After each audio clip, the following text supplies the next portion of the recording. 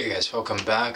Today I'm wearing my Brightwing Crosswind, and I just want to talk a bit about, I want to show you the watch and talk about why I got it. Well, first of all, it was unplanned, it was an impulse buy, and I fell in love with it. When I saw it on the wrist, the guy who I got it from wasn't even selling it.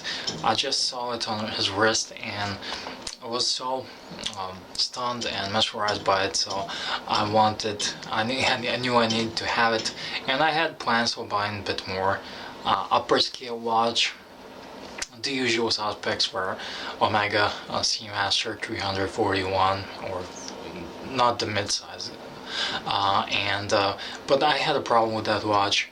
I didn't like the bracelet look. I didn't like the look of the bracelet, that inner middlings and grooves, and I didn't particularly like the watch, even though I haven't seen it in person, but I saw a lot of footage of it, and kind of looked, it was so 90s, and I kind of fell out of love with Omega. Also, I was thinking about getting, those were my options. So I was thinking about I could get a Speedmaster reduced, but the more and more I think about it, I could not have a Speedmaster reduced because I didn't know, I'm a watch snob, and I really wanted the Moon watch, the Man on the Moon Omega Speedmaster Professional. So I couldn't just do it because every time I would look at it, I would want the Moon watch, and I would have bought a Moon watch if there was one available at the right price for me, but unfortunately there wasn't one, so I decided to buy the next best thing I really wanted, and that was Brightwing. And this is Brightwing Crosswind, and it's a pretty much older model, so it's not a current model, it's around 2000s, but I don't really care. I would happily wear a 93 Rolex of Mariner. That's not really issue when it comes to watches. The age, the main thing when it comes to watches is if you like the watch. So when I first saw this one, I really loved it, and most of the time I thought it was a dark blue dial, but it's not. It's a black dial, but it has that AR coating on it, so most of the day it appears blue, which I really like, and I bought the navy blue strap, and I wish many watch manufacturers would make dark navy blue dials. Be really cool. I don't know, what do you think about it? So anyways, that's one kind of I want to talk to you about how and when I bought the watch and why I bought it. And I think I fell out of Omega a lot. The only Omega I would really like to have is the Speedmaster Professional. The Omega became too mainstream for me, and I don't like the mainstream. I sold my Seiko SKS the moment every watch pedestrian, every watch newbie had one and wanted to have one on Urban Gentry TGV's Facebook group and everything, and that kind of really watered down the watch to me, so I sold it and I never really looked back to it.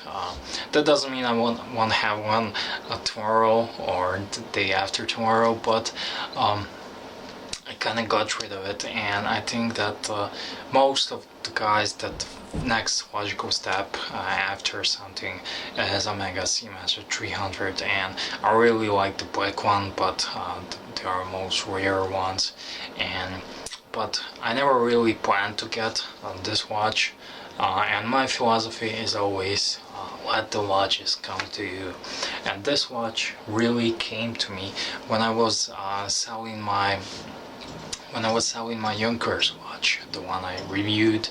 I didn't really like it, so I decided I'm gonna sell it, and the guy who bought it came with Brightwing, and I saw it on his wrist. We know each other, so that day I fell in love with it, so in the pretty much next couple of days I decided I want to buy it, and I was happy. He was really reluctant to sell it but in the meantime he found an IWC he really wants to get, so he needed the money to get the funds, and we struck a deal. So I'm really happy. It's my first high-end watch, and I don't count Oris. I don't count Oris as a high-end watch, and it really feels like that, and it has that wrist presence. And when you see it just laying on the table, on wrist, on someone else's wrist, it just speaks the higher end quality, and you understand the money. And I never really looked back at that money I gave for it. So it hurt to get it, but it's not that bad, and I got a good deal on it. And it is on a leather strap. It does not come on a bracelet. It has the original buckle, but that's pretty much it. But when I look at it, the watch is very prominent and significant. 43 millimeters. This is, by the way, Breitling Crosswind, and it's very significant, and it's very nice, shiny, but at the same time it's subtle, and it has the Roman numerals, which I really like on a watch. And I like it on the bracelet, on the leather band, because I feel the Breitling bracelet, it's too much polish and it's too shiny, and it attracts a lot of unwanted attention, and this one sort of flies under the radar. So it looks nice, but it's not that too much eye-catching, and I like that. And I think that's the safer also, not just your preference, but you also like it, and it's still nice, and it's a Breitling, so it's really nice. And the other thing I want to talk about it is I was never really a big fan of the Breitling as a brand until I saw this one and handled it and got it, and now I am. And that's the other point I wanted to make, is that I don't like to talk about watches that I don't have, that I haven't experienced, that I haven't owned. I know there's a lot of channels out there that do everyday. Andrikos likes to review watches that he doesn't own and doesn't have, and he gives a lot of opinions on the watch that you really didn't experience. And to each to its own. I like Andrikos. He has an entertaining channel. I like watching him, but my style is to have the watch, experiences, to own it, and that's how I feel that's the best judgment you can give to anything. And when you review a knife or pocket knife or some other piece of gear, that's the best, really, that's the best case to you to give to form an opinion and to give impression. So that's why I don't do a lot of videos like I could or should do, but I like it like this. So I just wanted to share my little thoughts on buying my Breitling, and I'm wearing it now, and I'm gonna film it probably a little skit and clip for the intro, but I really need to wear it more, and I'll review it soon. So, but it's it's not gonna be anything special than any other watch review.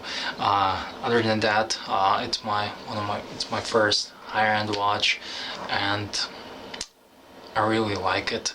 I sold a lot of watches to get it, and it hurt me, but I'm not looking back. I'm just looking forward, and I think that's the most important thing.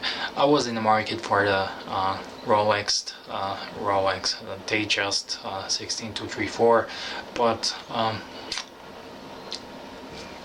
this came my way, and always let the watches come to you. Please, that's how I like it, that's how I live, and like destiny. So you never know. I would never say that last year at this time I would next year would have Breitling on my wrist. and now I have it. So thank you for watching. Tell me, what do you think? I'm really positively surprised, and I like it. I would recommend, if you're not. They're great buy. At least that's what I think. So I'm EDC Gunner. Thank you for watching, liking, sharing, subscribing, and see you on the next one.